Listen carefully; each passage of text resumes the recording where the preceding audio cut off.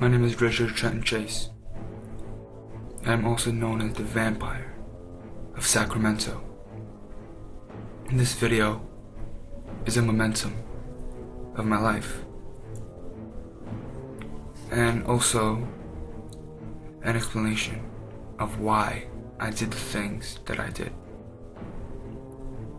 Let's start off from the beginning. When I was 10, I started killing animals. It was small stuff at first, maybe the neighborhood cat, a squirrel, a rabbit. I was fascinated with their blood.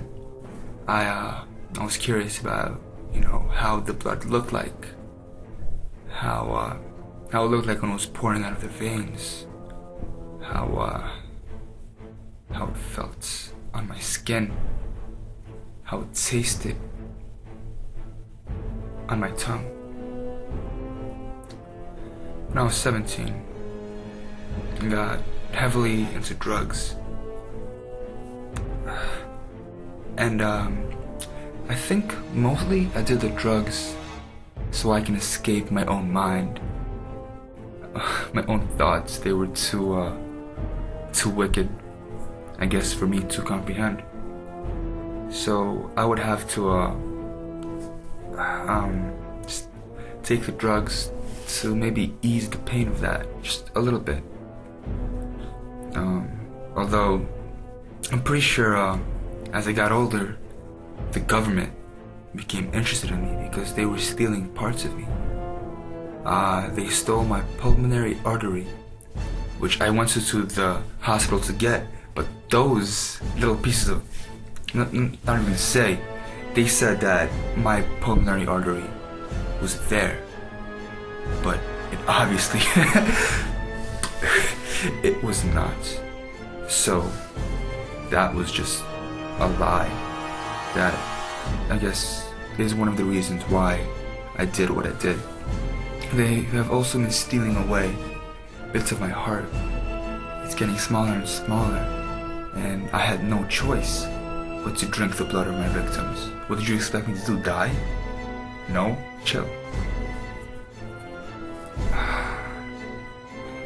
After a while, the blood of the animals, their guts, their hearts, it was beginning to, my body was beginning to get used to it. And I felt my heart was getting smaller again. And I couldn't have that happening. But I figured I had to move to a bigger game. I figured small animals were not to be done anymore. So I went for a cow. Boy, that was a close call. Cut open the cow, smeared its blood all over my body, drank its blood, did my regular ritual to increase my heart rate, if you will. And the cops came in. At this point, I was just buck naked. I ran away, and I got away, I believe. No, I was high. Yeah, they caught me, and I was arrested, but they let me free when they realized it was only cow's blood. I said it was my own blood, which some of it was, because my blood seeped out of my body to make room for the cow's blood. Anyways, yeah, so I was released, and even the cow was not enough. So I knew what had to be done. I had to kill a person, which I had never done before.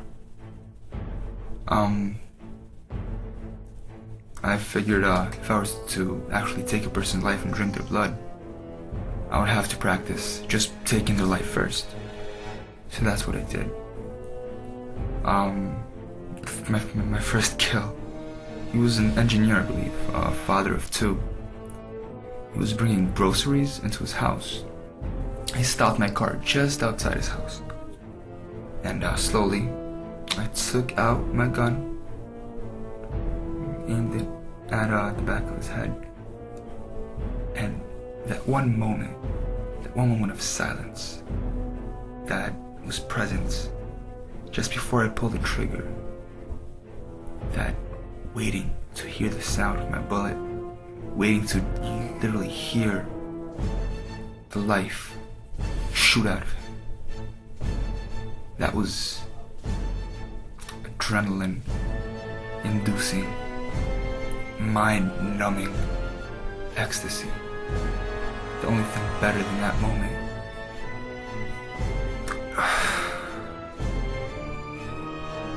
was after I pulled the trigger and I saw his head jerk forward. He fell down on the ground. I wished I could have stayed there just to see his suffering as he died, but I had to drive away so I could do it again. I killed a lot more people after that. Mothers, well, pregnant mothers, families. It started off as being for my own personal gain, to get my heart back. But it kind of became more about feeding my addiction to killing. And I think that is the main point as to why I believe my story should be heard. They were stealing my heart. Society is what happened to me. Society was stealing pieces of me. And they took everything from me. Everything. I guess the murders I made was a way to take it back.